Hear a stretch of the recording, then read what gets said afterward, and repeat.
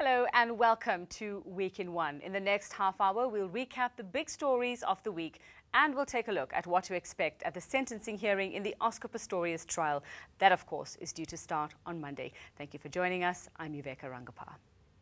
But our top story this week is another high-profile case. The much-anticipated murder trial of British businessman Dewani finally got underway, and it did so with a dramatic revelation. Dewani says he's bisexual. He pleaded not guilty to all 5 charges relating to his wife Annie's death. She was killed while they were on honeymoon in Cape Town 4 years ago. Let's go back now to Monday and the first day of this trial. A dramatic day in the Western Cape High Court. Dewani tells his side of the story for the first time since his arrest in December 2010. In a plea explanation read out in court by his lawyer, Dewani admits to being bisexual. He says he's had sexual relations with both men and women and that he's even procured the services of male prostitutes. But even though his bisexuality has been speculated as a motive for the murder, Dewani says he played no role in his wife's death. He says the couple had several big arguments while they were courting, and Annie even called off their engagement, but that he always loved her.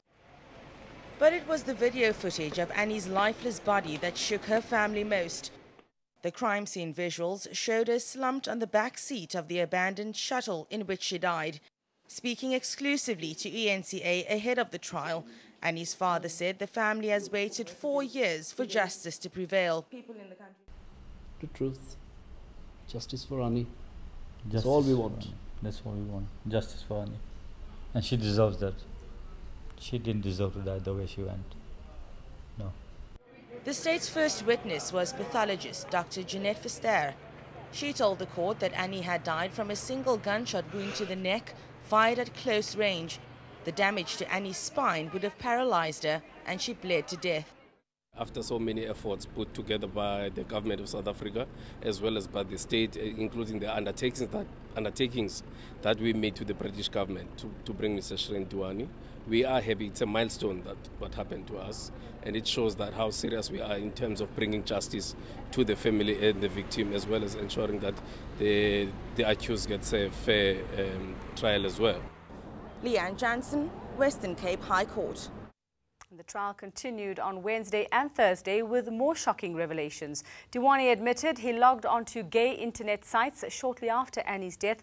The court also heard from one of the hitmen convicted over her murder. My colleague Dan Moyane spoke to a legal expert about the trial. In his plea statement, he sort of laid out some of the facts about himself and everything, including the fact that he's bisexual. Is that a good tactic by the defense in your view? The reason why they would have done that is that they're going to say when he testifies later that Dewani took the court into his confidence. He came from the outset, he said, yes, I am bisexual, yes, these things have happened throughout the course of my life, and he's been playing open cards and being honest to the court. There are several people who are serving long-term jail sentences currently who are found guilty of the killing of Annie. In terms of, from a defense perspective, do you think that's going to be a problem for them if the prosecution can call them to come and testify? Yes, well, definitely. I think the big distinction between the Dewani trial and the Oscar Pistorius trial, which gripped the entire nation, is that with the Pistorius trial, it was not about who did it and who committed the crime. It was about how he did it. Whereas with Dewani, he's, of course, saying that he was not involved at all in this murder. Yet there are 3 state witnesses who have already pleaded guilty. They have received lengthy prison sentences, and they will no doubt be called by the state to testify that they were contracted by Dewani to commit this murder. So the state went to great lengths to extradite Dewani to face trial in South Africa on the basis of the strength of those witnesses and the fact that they were convicted for the killing of Annie themselves. Yes, definitely. And the important aspect of that is as well as the 3 people who were convicted and pleaded guilty did not receive a slap on the wrist. They received lengthy prison sentences. So one will have to see what the defense alleges. What are these ulterior motives that they are testifying or going to testify against Dewani? What can they gain from that? So definitely I think it will be quite explosive testimony and something that this case will turn on.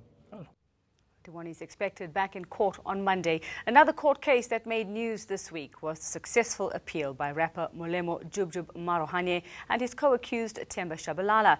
They were both cleared of their murder convictions. Instead, the South Gauteng High Court found the pair guilty of culpable homicide for killing 4 children in a 2010 car crash. Their sentences were also slashed from 25 years to 8. As they've already spent 2 years behind bars, they'll be free in a few years' time. Prosecutors argued that Molemo Jub Jub Marohanye and his co-accused Themba Shabalala must have known their drug-fueled drag racing could leave innocent people dead. The state convinced the Protea Magistrates Court that the pair should be convicted of murder under the principle of dolus eventualis. In other words, an indirect intent to kill. When Marohanye and his co-accused first went on trial, they vigorously denied that they'd been on drugs at the time of the crash. It was only on appeal that they admitted that they had in fact been heavily under the influence. And their drug use, it turned out, was crucial to the success of their appeal. 3 High Court judges found that Marohanye and Shabalala's drug use induced a state of euphoria in them and led them to believe they posed no danger to road users. There can be no suggestion that the appellants had the foresight that their escapade could result in death and serious injury to pedestrians and reconcile themselves with that eventuality. Their mental makeup must therefore have been the opposite of causing death or injury. The ruling comes after the NPA made a policy decision last year not to charge drunk, drugged or reckless drivers with murder if they caused a fatal crash. But the authority hasn't ruled out the possibility that it may appeal against the Marohanye ruling. Karen Morn, Johannesburg. Well, the families of the children killed by Marohanye and Shabalala say they feel let down by the justice system. They're not happy with the appeal process that has overturned the murder convictions in favor of culpable homicide. October 8th, Janet's son, Prince Mohuba, would have turned 21 years old. Janet says she heard at the Johannesburg City Centre about her son's killer's appeal case.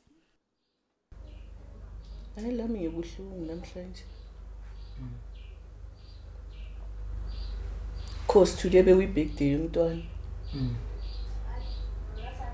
Bengiyothi ngikhikhe umntwana.